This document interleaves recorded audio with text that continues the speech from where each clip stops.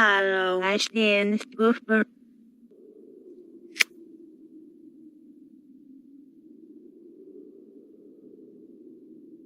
Halsey Hagen and 25 years. Meanwhile,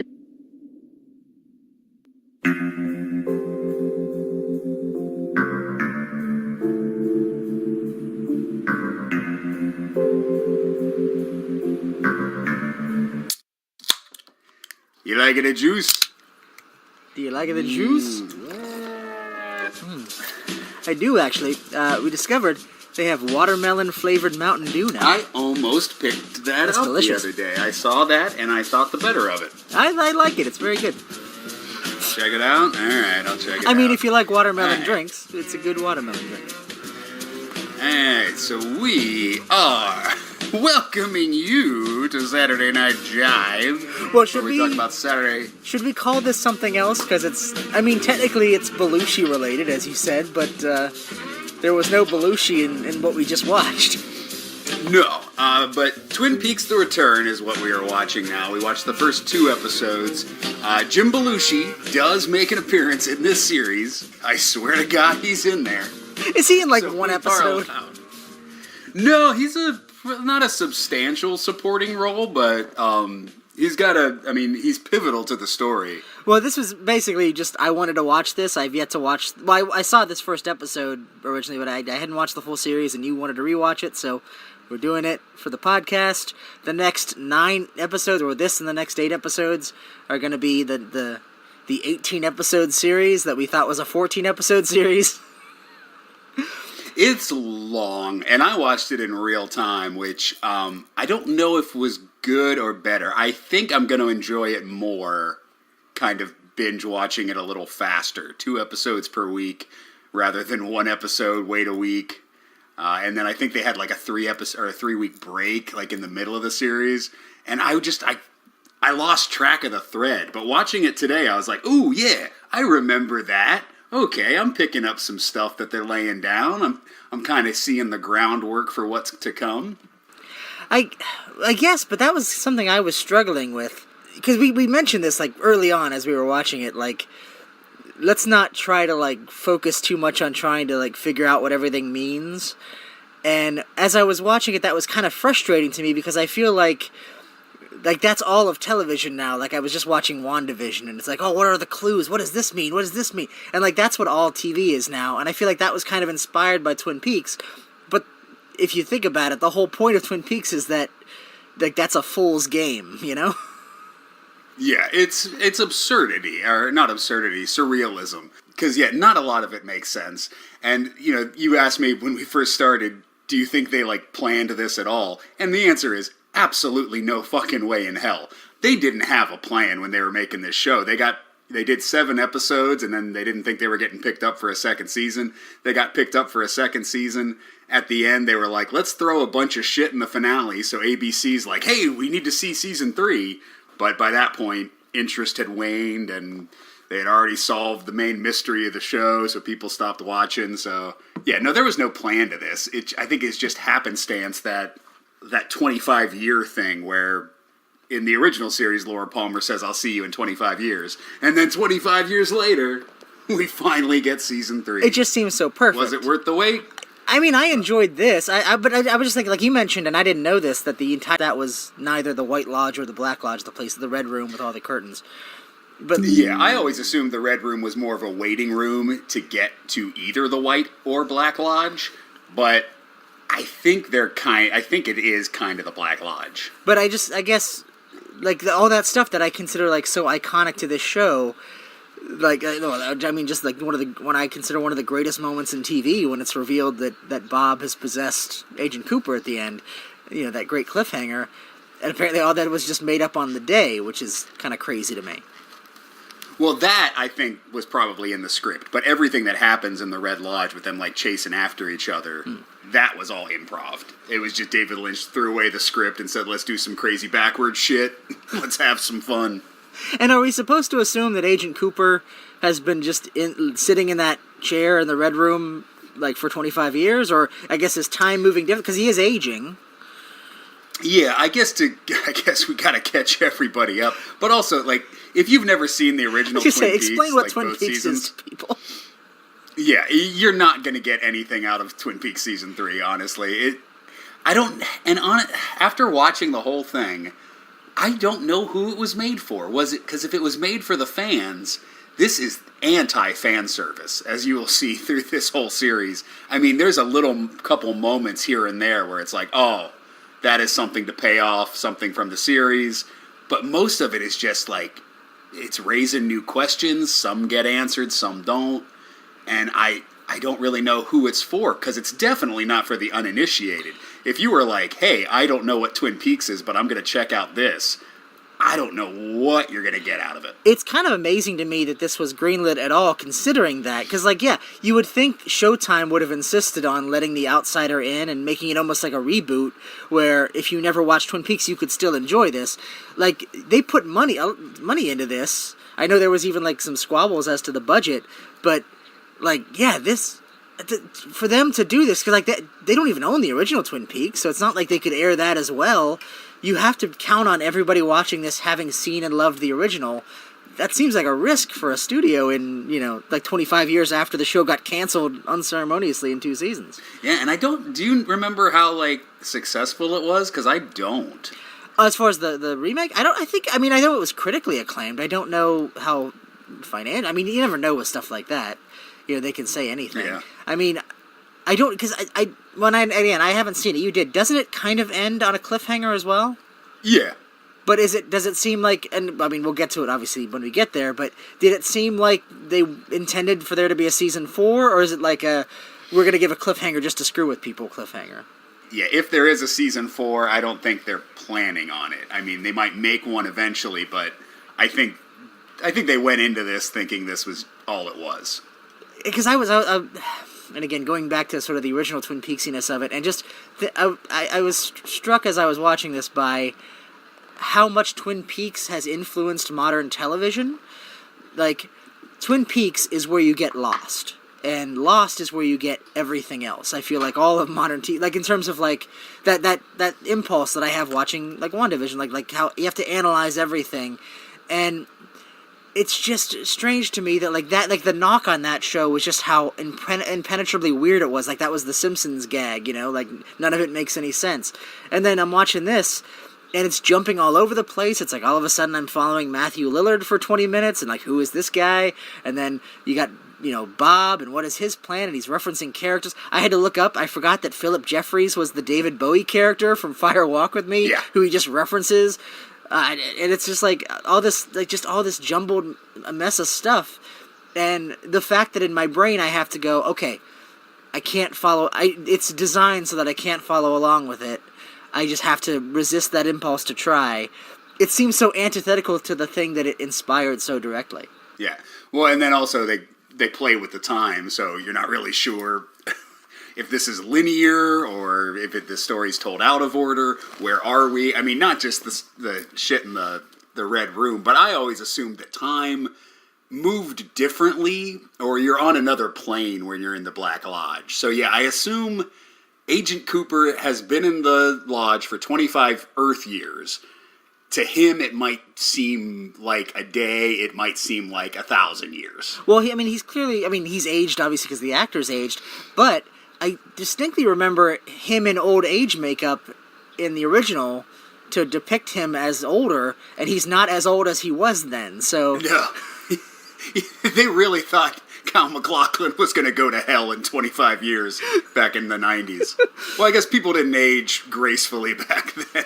Everybody smoked and drank. Now we're a little healthier, so... Kyle MacLachlan, still looking good. But it led me to wonder, like, were they trying to, through makeup and maybe even digital effects, trying to make him look younger than he actually is, to connect him closer to the age he was then?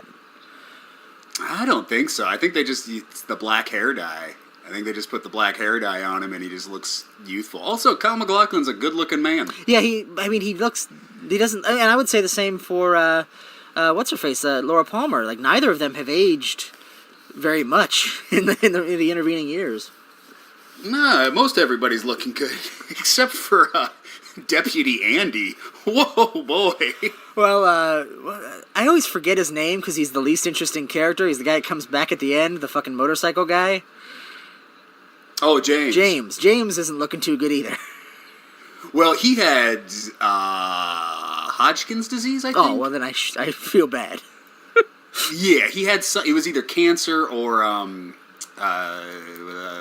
whatever, leukemia or something like that. But yeah, he had some kind of disease, which in the show they blame on a motorcycle accident. But yeah, he definitely looks much different than he did back when he was even James even Dean knockoff. fucking Horn looks pretty much like he did. I mean, he's got gray hair now, but he's not, that much different. Yeah, no, everybody kept took care of themselves in 25 years. Except for all the people who died. so- I think Carl Struken's dead, isn't he? No, he's still alive. Carl Struken is still alive? Holy shit. Because I know Yeah, the log lady he's still alive. died. The Shortly log after lady this. died 2 days after filming her scenes. David Bowie was supposed to be in this show, but he died 3 months before they started filming. Who else is dead? Well, the general, the guy played, I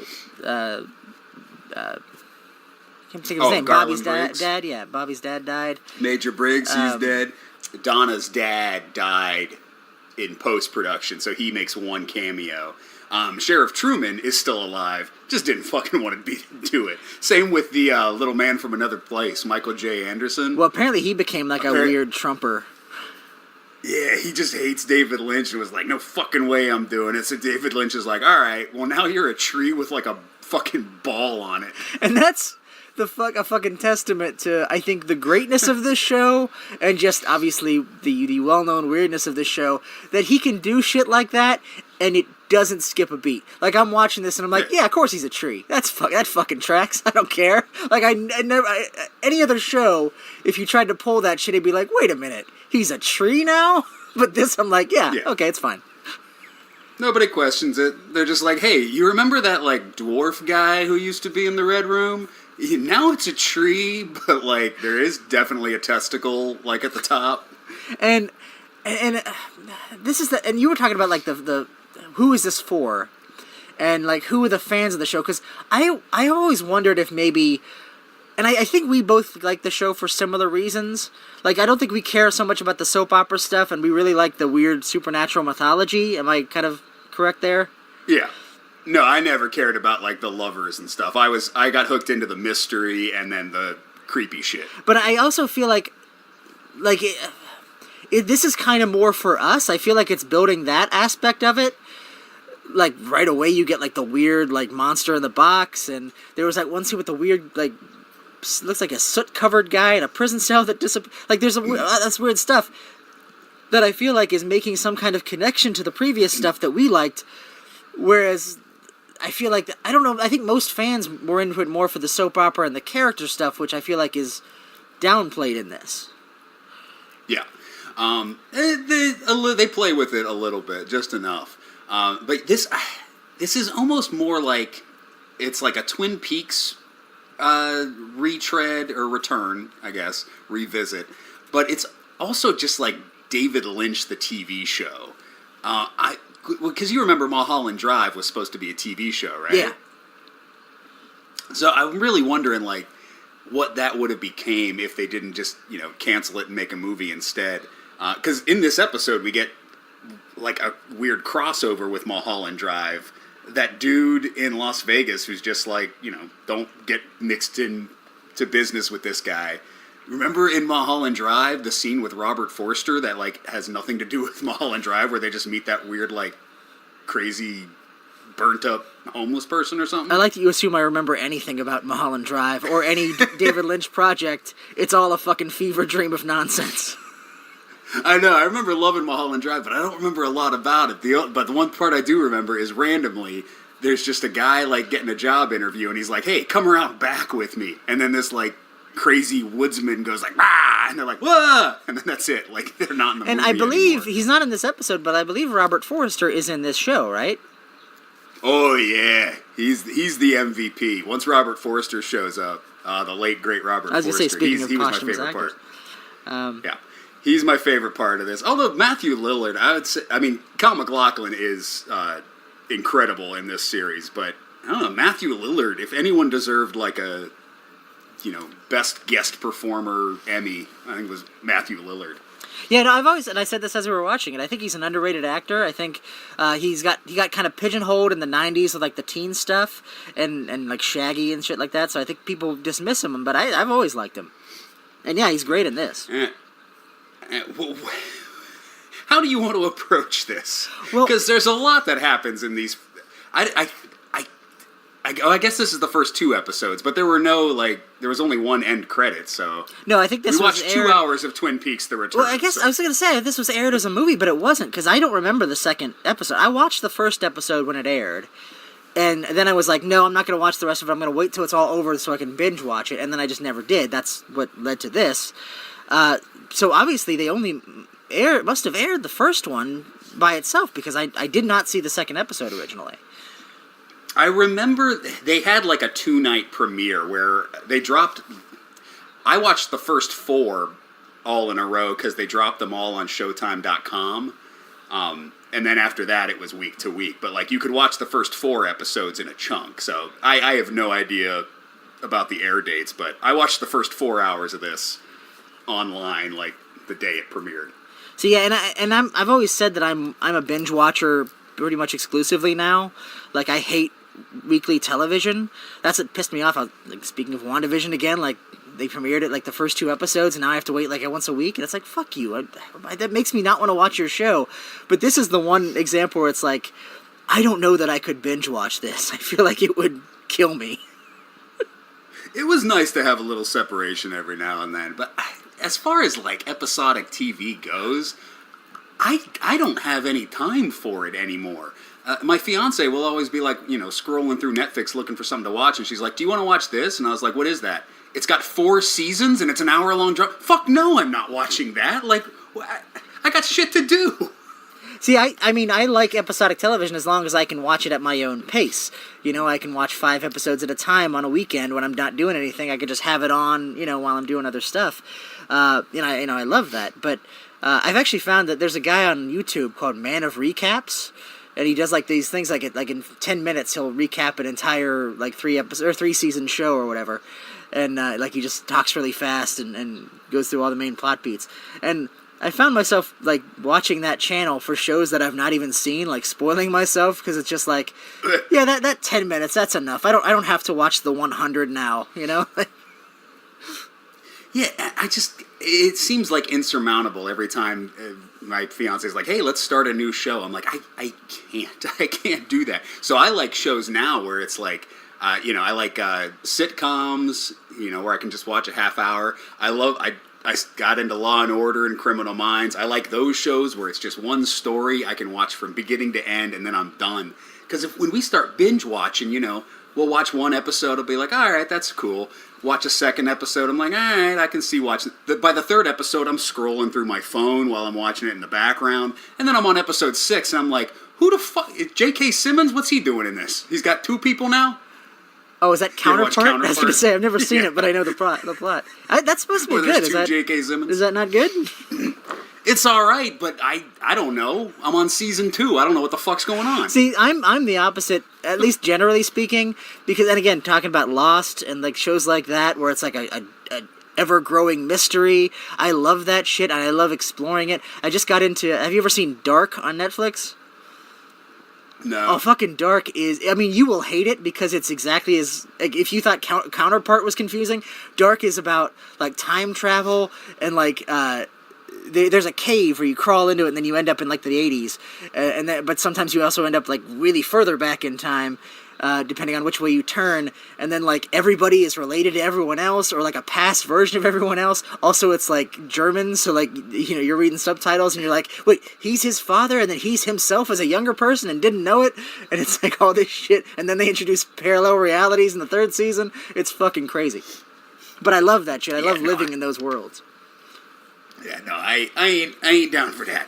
I got lost watching this thing, Twin Peaks, when it came out, because all right, I'm going to sit down and watch an episode of Twin Peaks. What the fuck is going on in this show now? I have no idea. But it doesn't matter. That got me excited, because this, and more so than even the original show, because the thing about Twin Peaks. It starts off from a mythology perspective very strong. You have the setup, and you have almost, because I think it's episode 2 is the dream episode, right? Yeah. Where, like, right away you're like, okay, there's more to this world. Like, there were glimpses of it in the pilot, but now this is a supernatural mystery show, and there's a mythology to it. And then right away it's like, oh, that's great. And then they kind of go away from that a little bit. Like, they lean more into the soap opera elements and less on the supernatural stuff, and it becomes more of a slow burn if you're into that. So I really appreciated that this show, like, it's almost like saying, like, no, you're going to get answers, or at least payoffs, if not answers, to the stuff you loved in that mystery. You know, like, I like that this box with the weird demon in it. Like, I want to know what the hell that is. I don't know if it ever pays off, but they at least brought it back at the end of the 2 episodes. So, like, that leaves me some kind of faith that I'm going to figure out what that is, or at least it's going to inform my enjoyment of this mythology and this mystery. Yeah, there's not much that, like, gets introduced and then abandoned. But a lot of stuff is introduced and then resolved quickly, because there was like 3 characters in this episode that I was like, I don't remember this character. Like, what happens to this character? And then they got shot in the head, and I was like, oh, that's why I don't remember this character, because they were killed in the first episode. And that happens a couple times. Well, because that's what I'm wondering, like, as I'm watching, like, Bob's story. Bob, which, again, if you don't watch this show, it's Agent Cooper, an FBI agent.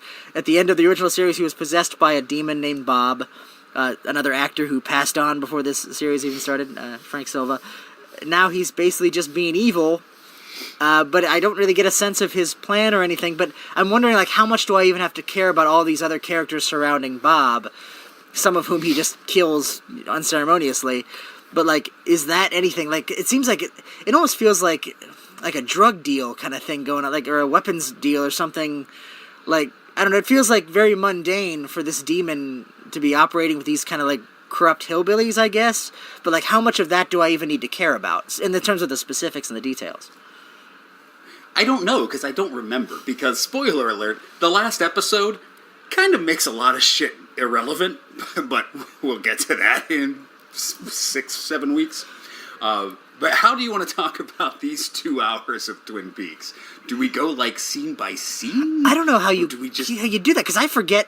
Because everything, it bounces around so, like, kind of matter-of-factly. Like, we're here in this scene, and then all of a sudden, there's the old therapist guy, whose name I can't even remember from the original, Russ Tamblyn. Dr. Jacoby buying some shovels? What the fuck is that? And then cut to, we're in Las Vegas now, and then we're in Buckford, and this fat lady smells a smell in an apartment building. Like, it just goes all over the place, and it's not uninteresting. Every one of these scenes individually, I'm interested in what's going on, but the connective tissue isn't there yet, so I don't know really how to engage with them in terms of, like, analysis. Yeah. This is a lot of setup, and it moved quicker than I remember it moving. I remember, like, watching this on my couch and just going, like, all right, come on, I got shit to do. Let's wrap this up. But I was actually engrossed this time. I was like, oh yeah, because each scene has, like, even if the scene itself, like, doesn't seem like it's relevant or going anywhere, it's David Lynch directing it, and he's a good director, so he makes shit fascinating. Well, like the scene we're watching now in the background, it's about this woman that she suspects that one of her neighbors has died in her apartment because she smells something bad, and, like, you just get the world of this character, and she's forgetful and quirky and annoying, but, like, in a fun way. And, you know, even if this hadn't amounted to anything, it's like that was just a fun character to be with for, 5 minutes. Yeah. If there's one thing David Lynch, the thing I love most about David Lynch films is the people in the background. Like, the one that pops in my head the most is The Straight Story, where it's just about an old guy riding a lawnmower through 5 states. The least Lynchian movie of David Lynch's filmography. Well, except that every time he stops in, like, a little town, you get scenes like the scenes in this, where it's just, like, these weird oddball characters that he encounters. And I don't know if he uses non-actors, but I've heard that when David Lynch casts, he doesn't have auditions. He just looks at headshots and goes, yeah, this one will be good for the cop, this one will be good for the doctor. Like, he doesn't worry about auditions because he's like, well, no, I'll direct them when they get on set. So I think he just looks at faces, and then I think you get these weird performances where like they don't seem like actors saying lines. They just seems like you're watching three people in a hallway talk. That's the thing. Yeah, it brings in a sort of organic quality, and I've always thought that auditions were bullshit. I mean, you probably have a different take on this as an actor who has to, or who's been on auditions, but like, because like my mutual friend Nate did auditions for his series, and it's like going through like dozens upon dozens of actors, and it's like I feel like anybody you pick could have done a good job. Like trying to find the perfect actor, like it's a lot of like thinking there's a science or an art to it, where it's just like pick any one of these 10 people and they would have been fine. You know, so it's like, yeah, just pick it from how they look, and if they look the part, then they're probably going to be okay. Yeah, and you just direct them. No, I hate auditions. I've always hated auditions, because either you go in and you do like a monologue that you've prepared, but that doesn't show anybody anything. And even when I've been on the opposite side, when I've been casting shows, I'm like, I know you've prepared that monologue and you memorized those lines and you've learned how to say them in a cohesive way, but that doesn't mean I know you can play this part in this show. And even cold readings are kind of bullshit, because the last show I auditioned for was Funny Thing Happened on the Way to the Form, and I got called back for the Zero Mostel part, and I was not prepared for that. So I was like, oh, I don't know how to play this part. So I was just like doing it like me, and then at the end he's like, interesting interpretation. And I was like, that wasn't an interpretation. I was just saying the shit on the paper that you gave me. But it's the same with like, and I'm curious. I've never looked into David Lynch's directing style that closely. What he does, like relative to like Stanley Kubrick, and he does like a million takes. I'm curious if David Lynch is sort of the opposite. Like he's, it doesn't seem like he's that kind of director.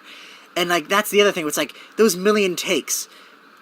I'm sure half of them would have been perfectly fine. Like whatever he's looking for in those million takes, I think he's just a bullshit artist. Whereas like David Lynch, I feel like as much as you can kind of accuse him of being kind of pretentious with the surrealism and like, kind of up his own ass with his imagery, there is a sort of, I don't know, purity to it, where it's like he feels like he's just trying to get it down and move on. Yeah, but there is an art to it, I feel. I don't think David Lynch does anything on accident. Everything's planned, even the shit that looks like it's not, like he just pulled something out of his ass. And it feels authentic coming from him, where, when you watching like a Nicholas Winding Refn movie, you're like, fuck this guy. Like, this shit doesn't mean shit. That's the thing. David Lynch, the problem I have with David Lynch isn't so much him as what he inspired. I feel like he inspired an entire generation of directors who are just like, again, I say bullshit artists. Like, it's like avant-garde art, where it's like, it's indistinguishable from a parody of itself, where it's just like, you just include weird shit, and it's up to their interpretation, and then I look like an artist, and it's like, no, you're just a con artist, basically. You're just trying to say something has meaning where it doesn't. Whereas, yeah, David Lynch, at least I can see the intention there. I feel like I'm never going to get what it means, but I definitely believe that it means something to him, where I mostly don't when it comes to this kind of thing. Yeah, when something is described as Lynchian, usually means it's shitty. Unless it's a David Lynch movie, which there's a couple of those that are just shitty as well. Well, that's the thing. You would never describe something actually made by David Lynch to be Lynchian, because it's just David Lynch. But yeah, but you mentioned Mulholland Drive. I was never a big fan of that movie, honestly. Same with like Lost Highway. I never really got into. I mean, the big stuff, Blue Velvet, I like. And yeah, I can't remember if I've ever seen Lost Highway. I think I have. I saw it once and did not enjoy it. I'm partial to Dune. I know a lot of people don't like Dune, but I mean, not a fan of Dune. But what else is there? Wild at Heart. Wild at Heart, I enjoy. Is a good one. Mulholland Drive is a good one. The Straight Story is actually might be my favorite movie. I've actually never seen The Straight Story. That's a real good one. But anyway, Twin Peaks, Season 3, Episodes 1 and 2. So we start with your boy Carol Strucken giving Coop some clues from an unknown location. Remember 430. Richard Stanley. 2 hours worth on stone.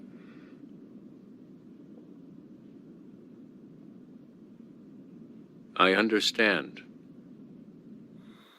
And 430, Richard and Linda, 2 birds, 1 stone. And listen to the noise. Listen to the sound. Listen to the sound, yeah. Yes, of a little crackling sound. And I suspect all of that shit comes back, like, long after I will have forgotten all of it. Like, there's gonna be, that sound's gonna come back in, like, the last episode or something. If I remember correctly, none of that is important until the very last episode. Oh, well, there you go. So, spoiler, but keep that in your back pocket. Because, yeah, it's the stuff that it gets so obvious. It's like, remember all these things, because they're going to be relevant later. Well, that's intentional. He's basically coming out at the beginning and saying, here are some clues to look for. But then, we're not going to pay those clues off until the last episode. But you were looking for them in every episode. In every episode, you're like, wait, did they say 4 through... Was there a clock that was like 4:30? Oh shit, that's the clue. But like, I wonder, because is he messing with us? Is that like, is it not just a point, but also kind of a joke on what Twin Peaks wrought? The fact that, like, I think David Lynch kind of understands how much of TV he's inspired, but doesn't necessarily like that. Like, I don't know that he would appreciate Lost in those kind of shows. Or at least the Lynchian aspects of them, and I feel like he's partially making fun of it. Like, that whole thing with the box is clearly a metaphor for people watching TV and, you know, expecting something from nothing. Waiting for the thing. Yeah, because, we'll get into that, because we can skip over Dr. Jacoby buying shovels, but we do see Dr. Jacoby buying some shovels. But then, we cut to this dude in just an empty warehouse. Well, not an empty warehouse. It's full of, like, gadgets and gizmos. And he's just watching a glass box until some little lady, Tracy, wants to get down with him, which she does to terrifying results. Well, yeah, I mean, that's when I realized we were watching a Showtime show, so there could be nudity. But, yeah, it's not titillating in any way, because right afterwards they both get brutally murdered by some kind of demonic presence. Yes, there's some kind of demon in there. Looked like it had breasts, maybe? It looked like... Did it just have, like, a hole for a face?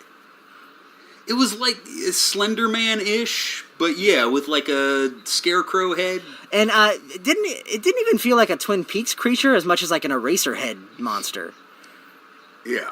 And it pops out of that box, and it murders this dude and his little lady pretty good. Kills him real nice.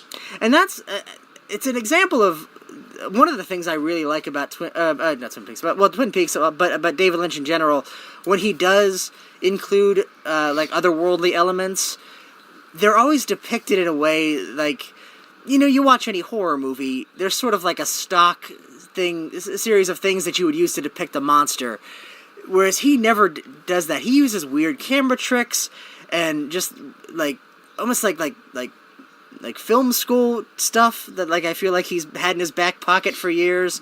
Like, the way things look, they always look different than you would have in any other movie depicting a similar thing. Like when in the end, when Dale Cooper's going through the dimensions, and he's just sort of standing stationary and waving his arms in this, like, star backdrop. And it's like any other movie would try to make that more realistic, but it wouldn't be as interesting looking or satisfying. And, like, this monster's like that. It's like they did the weird shaky camera thing with it, and it's like, it's weird and not... It doesn't seem natural, but, like, that almost lends something to, you know, the experience. Yeah, there was stuff like that, like, when I first watched the show, I didn't like that. There's some real cheap-looking imagery. Not so much in this episode, but in a few episodes down the line, there's, like, some weird, just, like, real blue screeny effects, stuff that looks like it was from, like, a CD-ROM game from, like, the mid-90s, and I'm like, ew, I don't like that. But on this watch, I was like, I kind of like the chintzy effects, yes, like at the end when he's just, like, falling through stuff, and he's just floating in that goddamn box. But just like we talked about the what do we call him? The little man from another place, or the arm? I don't know what his name is. Yeah, I believe that's what he's called, Little Man from Another Place, or the Arm. Well, because he is... It's like you want to explain the context. Why is he the Arm? Because there's this otherworldly guy named Mike who lost his arm, and then that arm became the Little Man. Well, he cut off his arm because that was the arm that had the tattoo "Fire Walk with Me" on it. So he cut off his arm to rid himself of evil, and then the arm grew into whatever that little man is. Which is, I guess, a personification of evil who is allied with Bob. But I never really got the... And then there's Garmonbosia, which is cream corn that you eat, but it's concentrated evil, and they live above a convenience store. But, like, there's all the stuff, context. But I'm just thinking of, like, the tree guy in this thing. And it's very chintzy looking, but that, again, that added to it. It was like, oh, that's, like you're looking at this thing and it looks fake and it doesn't look like it belongs in this world because it doesn't. And like that's like, oh yeah, it's something other than what you would expect. It doesn't feel organic to the world. Like the instinct of a filmmaker would say, we need to make this look like it fits. No, let's make it look like it doesn't fit, and then that makes it creepier. Yeah, and you also never really know what's going to happen. Like there's one moment where Laura Palmer takes her face off and there's just this white light emanating from her face hole, but like something could pop out of that face hole. Like a crazy monster pops out. It doesn't, but like you're never quite sure. Same with like David Lynch loves these shots of flashlights in the woods. Like that's in every fucking David Lynch movie, is a guy walking in the woods holding a flashlight, and you just get the shot of the flashlight in the woods. So you don't know what anything can fucking happen in the woods. Well, just, yeah, weird lighting. Well, like, there's a moment where they're going in the trunk, and it just happens to be that his flashlight is broken just so he could have the flashing on the thing, because, like, that was an image he wanted, and it just, like, there's stuff like that feels like the obvious thing he needs to establish to get to where he wants to be is kind of funny to me. Like, it's a sort of a joke in itself, that it's like, yeah, whatever the fuck, his flashlight's broken, because I want to see that. Yeah. Well, I think that might have been kind of fan service or a callback to, I think it was in the Twin Peaks pilot, when they're doing the autopsy of Rana Palmer, maybe Laura Palmer? I don't know. No, it was the other girl. It was the girl that has the thing under her fingernail. Teresa Banks. Yeah, the light in the autopsy room is flickering and broken. So I think that was a callback to that. Well, because I believe that wasn't planned. That was just a thing on the set, and they decided to incorporate it. Yeah. The light was just malfunctioning on the set, and David Lynch liked that. He does that, too, with, like, actors. When actors, like, forget their lines, sometimes he's just like, I like it. It seems real. Like, people don't know what the fuck they're saying all the time, so sometimes they stumble upon their words. Well, that's something I kind of, that crystallized for me watching this. How much of, I don't know about, I guess David Lynch in general, but specifically Twin Peaks, how much of the atmosphere in terms of like character relationships and dialogue is just created from the fact that nobody ever mentions that things are weird? Like that's the thing that makes the Marvel movies work as movies, where like you have crazy comic book shit, but there's always one character who's like, hey, this is really weird, right? Like, usually it's Iron Man going, like, isn't it weird that we're fighting a big Hulk? And, like, and that kind of, it's like, it lets the audience in, like, yeah, I know you think this is crazy, but so do we, and there's a real-world aspect to this where we recognize the absurdity. And in Twin Peaks, that's never there. Somebody will say something weird, and the person he's talking to will just look at him, and will never go like, hey, that was a weird fucking thing you just said. And so it's just like, oh, I guess this is just a weird world where people will say that shit, and it's normal. Yeah, and I always wonder, like, how David Lynch does direct his actors, because everybody in these 2 hours seems like they were on the same page. Like, they're all in the same universe, they're all kind of adopting the same kind of tone. Nobody in this ensemble sticks out as like, what the fuck is that guy doing? Oh yeah, no, they all seem to understand what he's going for, but at the same time, what he's going for is so nebulous. I wonder how much of that is just like anything they could have done would have worked because it doesn't really matter. Maybe, but I'm always like fascinated when I watch a David Lynch movie or a TV series where it's like, what is he saying to these people on set? Like, because like the guy who's sitting in the guy Mike, he's sitting there next to a tree and he's walking around, probably a blue screen. Like, what the fuck is he saying? Okay, so you got to walk over here. Oh, there's a big tree with a testicle on it. So you look at that and go like, oh, and then you say, hey, this is the arm, and then you dance around over here. But don't worry, it'll all work. Oh, also, you're talking backwards during this whole goddamn thing. See, but that's the fact that that's your example, because like that is. If I were an actor in that scene, I would kind of understand that I wouldn't. Like, I would never ask what's my motivation if I was one of the characters in the Black Lodge or the Red Room, because that's a weird cosmic place where they're not. It's supposed to be inhuman. Mine is more where like you're like this scene in the prison where these people are talking, and it's like they're supposed to be just real people in this real situation, but the cadence is off, and you have to kind of figure out like, okay, like what am I supposed to be feeling here? Because it doesn't seem like what I would be feeling in real life. I'm supposed to react much differently than I would as a real person. That would be more difficult, I think. Yeah. Well, also, there's just like, there's things in between the lines here. Like, I think my favorite scene of this first episode is the scene where the cops come in. They're called to because of the strange smell in the apartment. And then they just talk with, I wrote his name down, Cliff or something. Just this guy who's hanging out in the alleyway because the lady was like, oh, this guy might have the keys. And the cops are talking to him, like saying, hey, do you have the keys to this apartment? But he's obviously doing something like really fucking sketchy. Yeah. So he's got like a bowling bag, and he's like, so wait, why are you guys here? You know, and they're like, we need to get in the apartment. He's like, well, who told you that? And like, so these people are having two completely different conversations. You know? Yeah, no, that's Max Perlich, I believe is his name. I remember he was a minor character on Buffy the Vampire Slayer. But yeah, and then you cut to him later, and he's on the phone with somebody, and I was like, okay, that's got to connect to whatever Bob is doing, right? Because like that's weird hillbilly crime, and that's that thread. But it never does, or at least But I'm assuming the person he was talking to was somehow involved. But like I didn't even really catch their names. But like I'm assuming that was one of them. Yeah, I honestly cannot remember if I think that might be the last time we ever see Cliff. Oh, well, because that's the thing. It's like there's a scene in like a restaurant where he's talking to these three other people, and everything seems very sort of pregnant with meaning and importance. But it's like I don't know what any of them are talking about. What are they plotting? Who are these people? When he comes into that one house with the one lady who just says like the whole world full of truck drivers. What is any of that? Yeah. Bueller? Yeah. And then it's a weird thing because normally I would be frustrated by that, and I was a little bit, but I was able to like kind of forget that and just kind of let it wash over me and go like, I guess I don't need to know any of this, and even if it never comes back and I just forget it, it's just atmosphere and tone. And normally I hate that, but for some reason here I was able to forgive it. Yeah.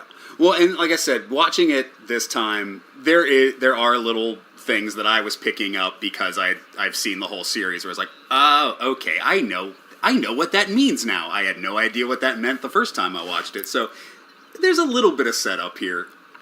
I can't say a lot because I know where we're going, and there's a lot of shit that's still to be set up, and there's a lot of shit that gets paid off, and there's shit that doesn't get paid off. But anyway, we're just talking about the first two episodes here.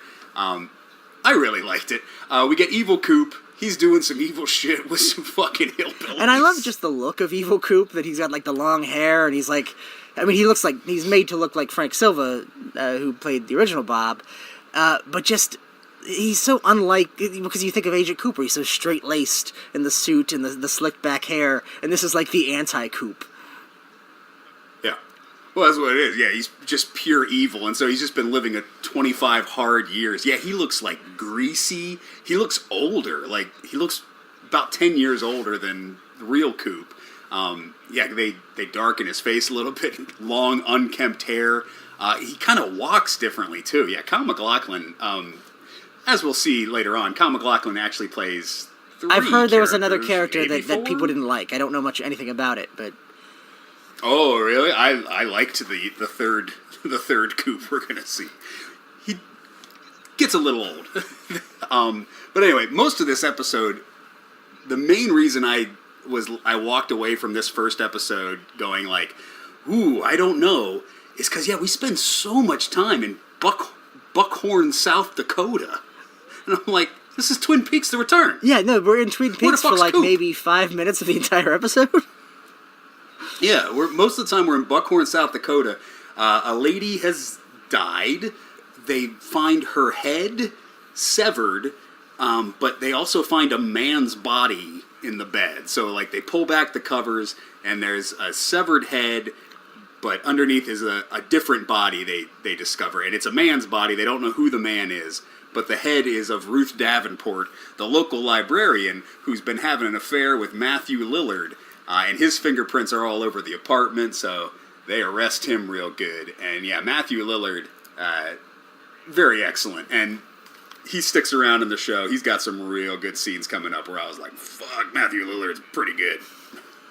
But, like, that is not connected to, at least currently anyway, it's not connected to anything else as far as I could tell. Again, I'm assuming maybe Bob killed one or both of them, or, whatever. It's going to connect at some point, in some fashion. Yes. But right now, it's this is a weird mystery. Yeah, the Ruth Davenport mystery is not a solo exercise. They will intertwine.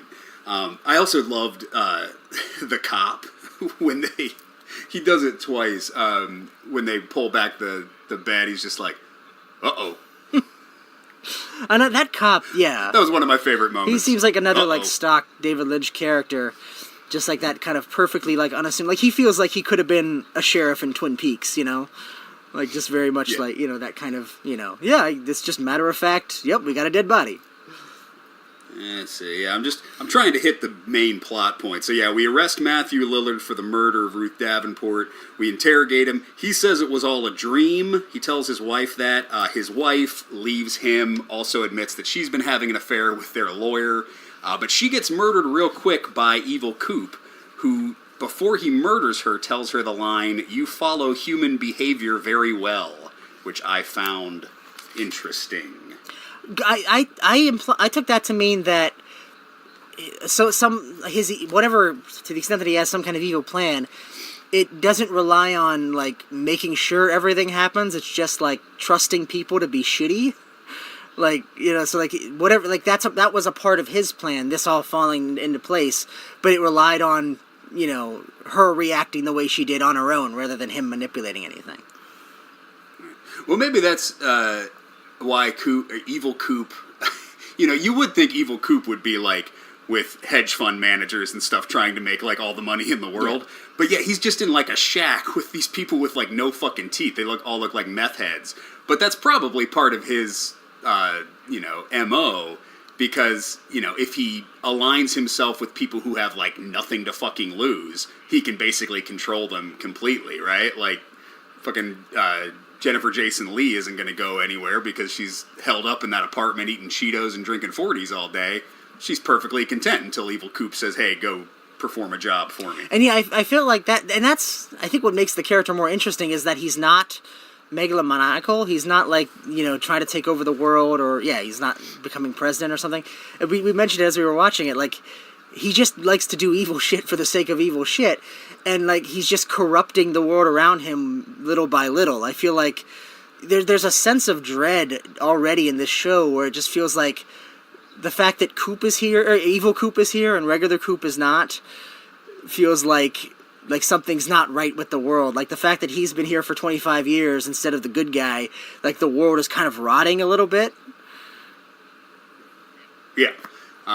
Yeah, that's all he wants. He just wants murder, mayhem. He just wants evil in the world. That's well, what he gets like there's off a scene on. later on where you find out Laura Palmer's mom. I guess she's just been living her whole life just sitting watching, like, tigers eat each other or eat fucking antelopes and shit. Yeah, she's just been watching, like, fucking animal torture porn for the past 25 years. And I got the sense that that's what the world is now. Like, it's like there's been, like, a brutalization of it, like, because the bad guys have won.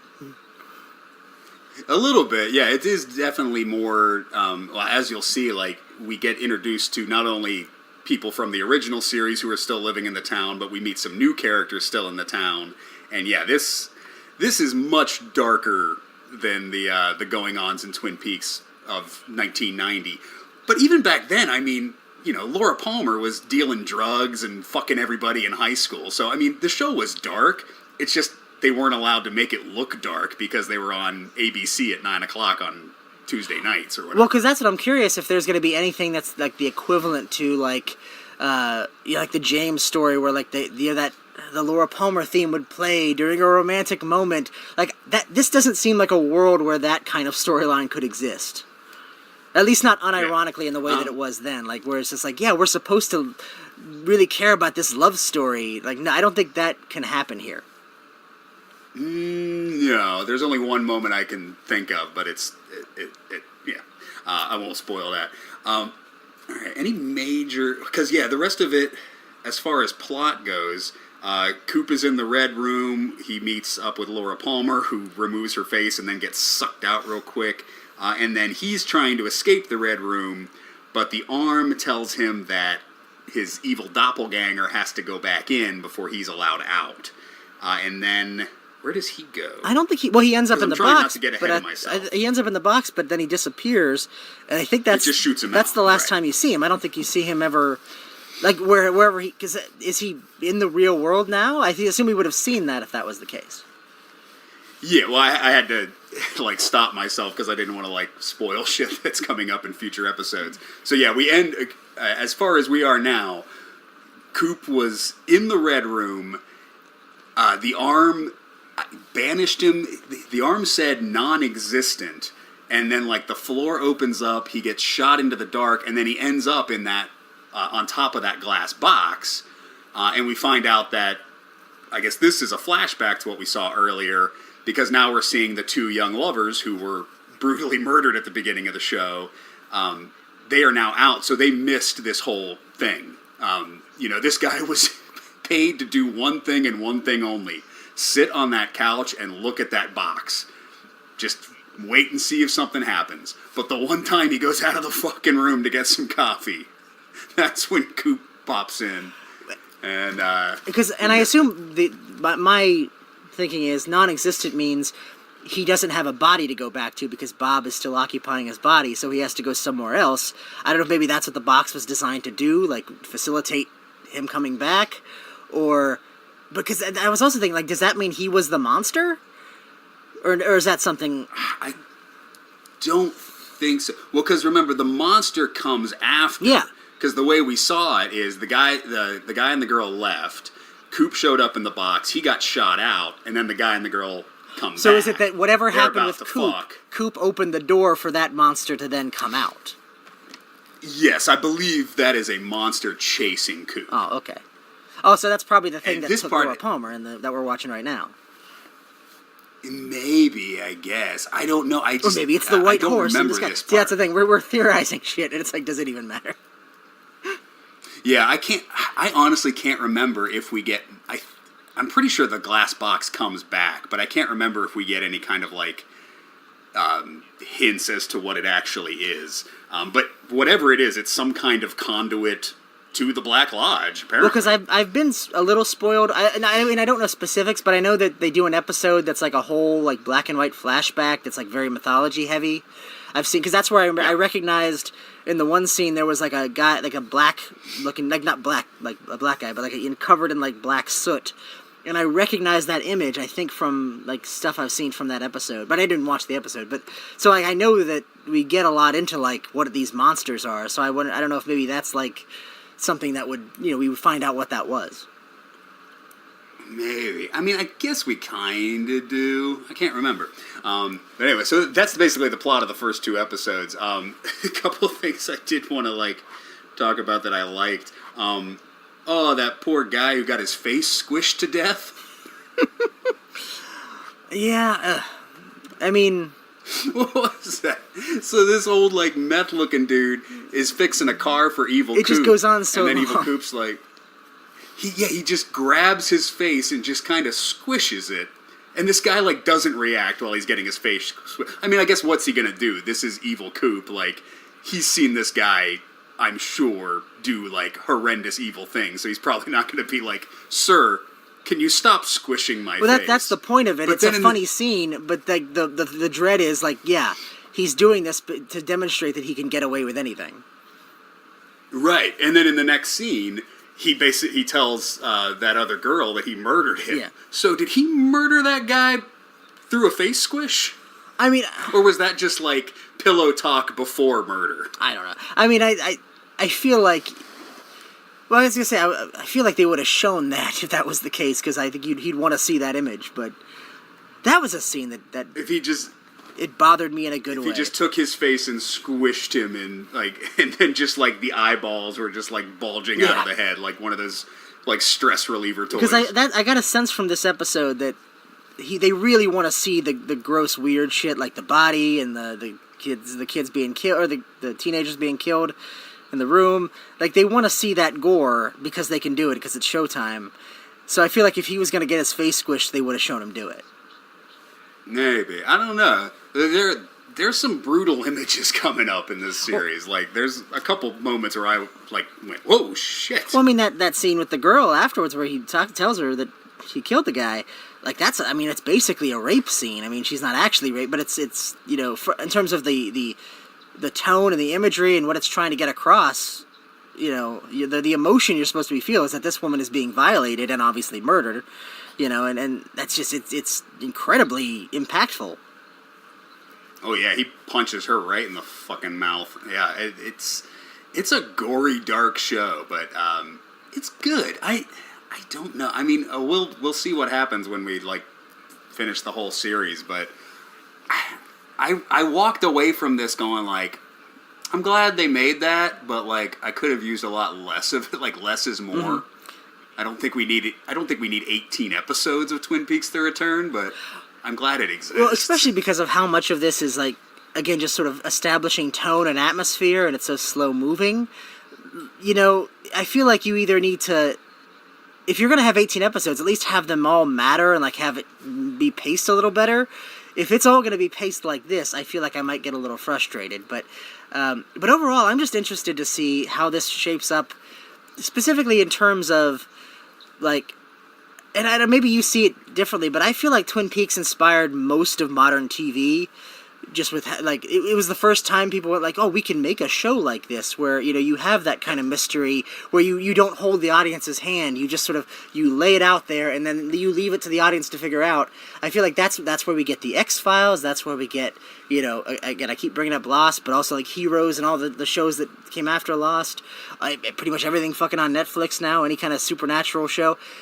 And I'm curious to see, like, how David Lynch tackles this as somebody who's experienced, like, what his own show wrought, and, like, what is his response to that. I feel like this show is like you guys all thought you could do Twin Peaks, where I'm gonna fucking show you how to do Twin Peaks in 2017. Yeah, and then a couple other things. Oh, we do need to talk about the Mountain Man disappearing in the jail cell. What, you say the Mountain Man, is that his name? I don't even know. Oh, I may have spoiled something. Well, not really. Yes, he's not the only one of those people you will see during the series, and they are referred to, I think they're referred to as Mountain Men. I think there's a scene of that guy in, I think, Fire Walk with Me, isn't he? Where? Oh, well, I mean, there's people in the room above. I think isn't one of them in there?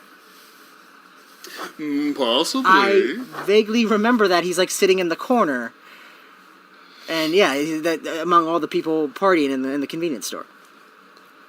Yeah, so Matthew Lillard's sitting in jail. His wife basically says, like, "You're fucked. You're gonna go to prison for the rest of your life. I'm fucking the lawyer. Bye." And then he's just sitting there crying, and we just pan over to the next jail cell, and it's this, like, guy with, like, it looks like he's got oil or coal all over him. It almost looks like he's in black and white. He's so, like... Yeah. Just but he looks like a miner. Color. I thought he was like a miner or something like that. Yeah, like a coal miner. And then he just fades away, and his head just kind of floats off screen. Which, it made me laugh. Goodbye, Mountain Man. Because it's like the prototypical, like, the thing, the knock on Twin Peaks, again, like the Simpsons parody of it. It's like, here's just a weird thing that we're not going to explain. But it felt like I'm totally going to get an explanation. Like, it felt like it was like a foreboding image of, like, the fact that this guy is in this situation, and I feel like we're supposed to sympathize with him. Like, maybe he didn't actually kill that woman, and, he's supposed to be, like, we're supposed to, like, care about his plight, but he's been maneuvered here by some kind of supernatural evil. Like, maybe that's an indication of that. Yeah. Well, and the thing I just, like, kind of crystallized, David, he's not putting things in just to put things in that make no sense. But, like, have you ever been, like, you're sitting, like, maybe you're like in a movie theater, you're waiting for your movie to start, you're just sitting there by yourself, and you're like overhearing someone else's conversation, but you're only getting bits and pieces of it. That's what he's doing. Like, there's just shit in here that he's not explaining because, like, who would explain that, Like, a guy's not going to go, oh, that mountain man disappeared because this reason. No, it's just the mountain man disappears. Well, no, that's another thing that David Lynch is very good with, showing and not telling, and just like, well, they call it. Well, Mike Judge always calls it "I know I work here," where two people will have a conversation where they will explain things to each other that both of them know, right? Because the audience needs to know, and the expectation is one person would say something and the other person would say, like, yeah, I know, I work here too. Like, why would you say that to me? We both know this. And David Lynch never has that ever in any of his shit. No, well, people don't go around explaining their actions all the time. Like, all right, I'm filing this paperwork because it's due on Friday. Just like it is every Friday. Yeah, that's... So I don't know why I have to remind myself this particular Friday. One other thing that is important in this that is definitely set up for later, the thing Coop is looking for, he shows Daria a card with like a little image of like it's just like a black circle with antenna on it, so it almost kind of looks like a bug. Mm-hmm. And so he says, this is what I'm looking for. So we don't know what that is as of now, but just to let you know, that will be spurring the plot. Well, that's the thing. Even though I say he's just kind of doing evil for the sake of evil, I do assume he has a plan. I just assume it's something supernatural rather than tangible. It's something like, he's got to resurrect Cthulhu or something. Not that, but like, something like that, rather than, he wants a bunch of money, Yeah, and the only other two things I wanted to... we do see Leland Palmer in the Black Lodge. He's still been sitting there for 25 years. He tells Coop to save Laura, and I think that's all we ever see of Leland Palmer in this series. I can't remember. Yeah, no, I was surprised he was in it at all, considering I figured of all the people, they would have thought he'd aged too much, considering he's, supposed to be dead, but I guess that doesn't matter. You still age in the Red Room anyway. Yeah, Mike doesn't look good at all. The one-armed man, he looks like 80 years older than he was in the original And honestly, series. I don't think Ray Wise has aged all that much either. He still kind of looks like Leland Palmer. He's like a fine fucking wine, that man. Well, plus, you associate him with that character being white-haired, so I think the fact that he now has gray hair, it's just like, oh, no, he's aged into his character. He just naturally aged into the part, yeah. And then the only other note I had was, Deputy Andy's belly. I never looked this up, but when I first watched this show, I was like, that's gotta be like a fake belly, right? Like, this is gonna pay off, like, Andy, they're gonna have like a subplot where it's like, oh, Andy ate a baby, and that's why he's so fat. I know, it looked almost like a tumor or something, yeah. Well, because he doesn't look like fat all around. Like, in the original series, he was like a real skinny, like rail-thin tall guy, and now he's like a rail-thin tall guy with just this big fucking torso. But like, his legs are still skinny, his arms are still skinny, his neck's still skinny, but he's just got like this torso. It almost looks like he's stuffing something down his shirt. I mean, it works for the character, because that character's supposed to be kind of dumb, so giving him a big fat belly makes him look a little dumber. But yeah, that's just a weird weight distribution. Oh, that's another thing I wanted to talk about in that sequence in the sheriff's office. There's a scene where a guy comes in looking for the sheriff, and he says, he asks for Truman, which is the character who you said the actor didn't come back. Yeah. But there's also another Sheriff Truman? Yes, I think she explains it in that scene. If not, we'll find out in the next episode. But it's his brother. Oh, okay. His brother, Sheriff Truman, is filling in. That's Robert Forster. Because Spoiler alert. What made me, because I was just talking about how people will not mention when something is weird in conversation, and also the idea people won't explain their actions. Like, that scene is sort of an example of that, where anybody in that situation, if I was there and I was like, I'm here to see Sheriff Truman, and she says, which one? My first question would be, there are two of them? Thus begging the explanation, but he doesn't ask that question. He's like, what do you it's just a weird way of it gets to the point where yes, it's show don't tell, and it's people are speaking more organically, but that feels inorganic. But again, that's also kind of the point. Yeah, very stilted. Yeah, because we do get our Lucy, the receptionist at the Twin Peaks Sheriff Station. She's back, and she's as ditzy as ever. One of the Sheriff Trumans is sick, the other one is fishing. Which one are you looking for? Probably the one that's still working in the fucking police station, you dumb fuck. But she's got spunk. Yeah. I love me some Lucy. That's the thing. They brought back all the stuff, most of the stuff that I liked. The only thing I was disappointed in is that James came back at the end. I was hoping both of those characters would be dead. I forgot about that. Was on page 2 of my notes. But yeah, we end every episode of this series ends with a trip to the Bang Bang Bar, where we get like a musical performance. Wait, was that not play over the closing credits? Was that credits? not the same bar that? It wasn't the Roadhouse. Okay, it wasn't the Roadhouse. No, it was the. No, they have an establishing shot of the Bang Bang Bar. Now, it could be like it just changed ownership in the past 25 years, but yeah, no, I don't think they ever call it the Roadhouse. So it's either a new bar or just the old bar, different name.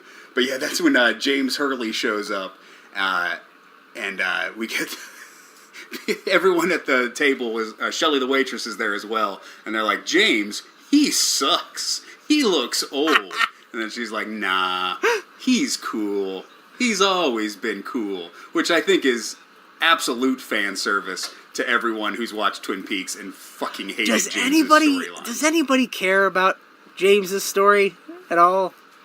No. Like, does anybody like that? You will be hard-pressed to find someone who enjoyed any part of James Hurley in Season 2 of Twin Peaks. Because that's where the show really, dipped off the fucking rails. They solved Laura Palmer's murder, and then they're like, oh, what do we do? How about just James goes to a different town and he meets some people there? He has like an affair with that older lady, I think, at one point, and who cares? Every time it means nothing, it adds up to nothing, it's boring, it's bad. Every time I rewatch the series, I fast forward through those scenes. Yeah, but that's the thing. And I'm a guy who's like, I'm really into the integrity of shit. Where it's like, you shouldn't skip stuff or start. Like a lot of people start in season 2. Like, no, you got to watch the whole thing. Even I'm like, fucking fast forward through James. Yeah. Also, I fucking hate that when someone's.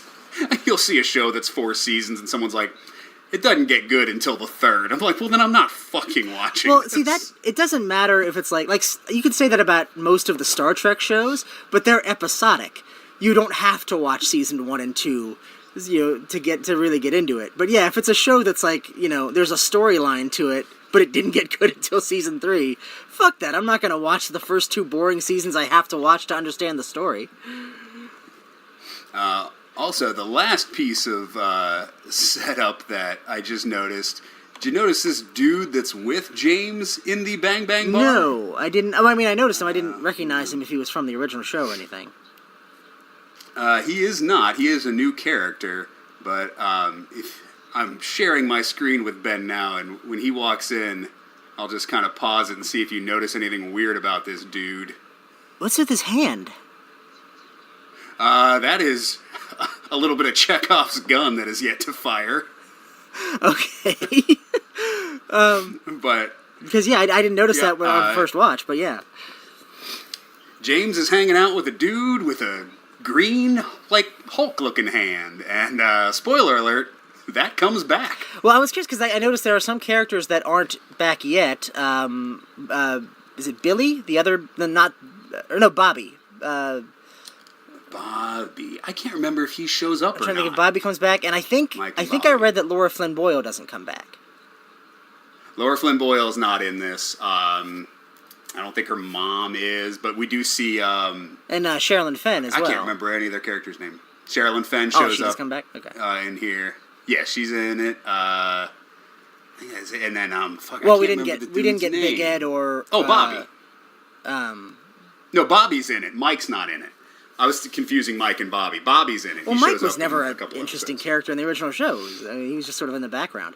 No, until he fucked Nadine in season 2 when they ran out of ideas. But Big Ed and Nadine didn't show up, but I'm pretty sure they come back. They're in here, yeah. And I think. What about or maybe did he die? The girl in this right now. She was married to the was it Jay? can't remember his name. Jay? Started with a J. Leo? No, Leo. That's right. Yeah, no, he's not in it. Leo's whereabouts are still unknown. The last time we saw him, he was holding a rope in his mouth that was holding up a bird cage full of spiders, I believe. What? I don't remember that at all. I remember, didn't he got like a head injury? He was like kind of like mentally challenged by the end, I don't want to say.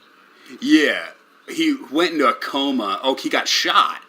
Yeah, he went into a coma, and then he became, I can't remember the dude's name, the main villain of season 2. He became his henchman, and then he was like, oh, I have no more use for you. So they cut to him, and he's like laying on the floor tied, and he's got this rope tied to his mouth that's dangling a bird cage full of spiders. So like if he lets go of the rope, it's going to fall on his face. Oh, and also, and that is the last time we see Leo. Well, obviously, dude from Eraserhead's dead, so he couldn't do it. Oh, yeah. Oh, what was that dude's name? Oh, shit, I'm blanking on that. And then his I wife, love too, that guy. I don't believe came back. I think... Ray Nance. Jack Nance. Jack Nance and girl from Carrie. Piper Laurie. Yeah, Piper Laurie was not asked to be in it. But, I don't know what the fuck they would have done with her. Because she was never real... I mean... all her scenes in I kind of skip over those too when I'm rewatching the series, because all her scenes kind of take place in another part of the town. Well, because that whole thread, because there's also Joan Chen, I don't know if she comes back either, but that whole storyline, I don't know that's going to get represented in this show at all, because nobody cared about it. Yeah, the Packard sawmill I don't believe is brought up at all. I don't think they go through that, which is fine with me, because like I said, when I rewatch Twin Peaks, I am not paying attention to this Packard sawmill subplot where they're embezzling money and going to burn down the mill or some shit. Well, that was the idea. It was a soap opera, so they had to introduce shit like that to satisfy their soap opera quota, so that it wasn't all, Bob and Black Lodge and all that stuff. Whereas I feel like now they're like, yeah, we don't need that anymore. We can just tell the story we want to tell. Yeah. It's like you're watching Twin Peaks and then they just cut to Dynasty for 20 minutes every episode, and you're like, oh. But I feel like in the 90s, you had to do that to make it a legitimate show. That was more like a producer mandate than anything. Well, and then I think when they cast the original series, I think they cast it before they had an actual completed script. So I think people were just walking into the audition and they were like, oh shit, let's write a part for Piper Laurie. Oh, because and then they just created her character. I'd be curious to watch, I haven't seen it in a while, the original pilot, the one they released where they had an ending to it, it was a movie, and how... Yeah, I have that on VHS. Well, I couldn't find it anywhere online, I was looking for it, maybe I'll borrow that from you, because, and how different it was, because I remember, if I remember correctly, that really didn't have any of the soap opera stuff, or at least it de-emphasized it relative to what you ultimately got in the show. It's pretty much the pilot, just with a tacked-on 15-minute ending. Oh, see, I thought it was totally different. I remember it being more about the I don't think they police changed. Procedural element, rather. Or maybe I'm just remembering that because they find the killer at the end. Yeah, no, they made him shoot an ending for the pilot in case they didn't pick it up and they wanted to release it as a movie, so that's what premiered in France, and I got a VHS copy of it. But yeah, other than that, it's the same thing. They didn't reshoot it. They just tacked on that ending. It was never supposed to be seen, and then it. Yeah, I think it just in other countries they showed that as the pilot, which probably confused the fuck out of people. Here's another weird bit of trivia. Do you know they almost made a Nintendo game based on Twin Peaks? No, I did not. There's actual footage of it. Somebody released the ROM of the unfinished version, or that you can play. It was a role playing game, but you only see the title screen and a couple of little mini pieces of levels. But yeah, there was a Twin Peaks NES game that was going to come out, and then they canceled it when the show got canceled. Oh, well, seeing as how, mid-90s Nintendo games were, I'm almost sad we didn't get it, but at the same time, that would have probably been, my least favorite video game of all time. Well, especially, role-playing games on the original Nintendo were never good. Yeah. Oh, my God, those were the worst when you had to, go and, find people to talk to and shit. I remember Final Fantasy was one I rented when I was a kid, and that ruined me for role-playing games forever, because I was I don't want to talk to people, I want to fucking slice some heads off. I grew to like them later on in the Super Nintendo and PlayStation era, but yeah, in the original Nintendo, I don't think you could you couldn't capture like the grandiosity of any story, so it was just like, if I'm not jumping on mushroom heads, then why am I playing this? Right, exactly. I'm reading text in a video game. That's fun. Have a great weekend. Go read this video game. That was the thing with that, when you would run a game and it would like ruin your weekend if it sucked, because it's like, that's all you had. Yeah, well, sometimes we'd have to rent the whole fucking console too. Like, there were a couple times where we rented the Super Nintendo and 2 games. And if the game sucked, like I don't know, and we're like, oh shit, man, we have this whole Super Nintendo, but it sucks to play. I remember Darkman. I rented it, and I couldn't get past the first jump in the game.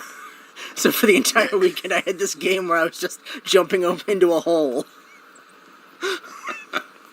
I remember when I first played Nintendo, I didn't know if you hit jump and the arrow button, you could jump forward. So, the first 3 Nintendo games I played, I was like, I think this is broken. Like, I can't move. That first Goomba in Super Mario Brothers just keeps killing you. I was just like, I just keep jumping up and down. I can't fucking move anywhere. Game's fucking broken. I'm gonna go outside. Well, I feel like now we're talking about Nintendo. That probably means we're done talking about Twin Peaks. Yes, yeah, that was the first 2 hours of Twin Peaks. Next week we'll be watching episodes 3 and 4 back to back. So if you want to watch along with us, I think you should, because I've been really anxious to rewatch this series since it came out, and I think I'm going to enjoy this. I think I got it for the subtitle for this little mini series. Saturday Night Jive presents Damn Fine Coffee, or do they never say that in the actual show? I can't. The coffee does come up in the show, but I can't remember if they say damn fine coffee. I'm throwing it out there. Saturday Night Jive presents and hot Damn Fine Coffee. All right, I'm down with that. All right, so episodes 3 and 4 next week. Until we see you again. Get off the shit. So I'm going down this street, and I'm trying not to smile. 'Cause the street is where I'm going, and the curb is at the side, by the sewer, where the rain goes down. Like this girl I once knew, 'cause the sewer is so hollow. And the yell could last forever. Like the night my girl went away, gone off in a world filled with stuff. Lights start changing and there's wires in the air, and the asphalt, man, all around me. And I look down and my shoes are so far away from me. Man, I can't believe it. I got a real indication of the laugh coming on. I got a real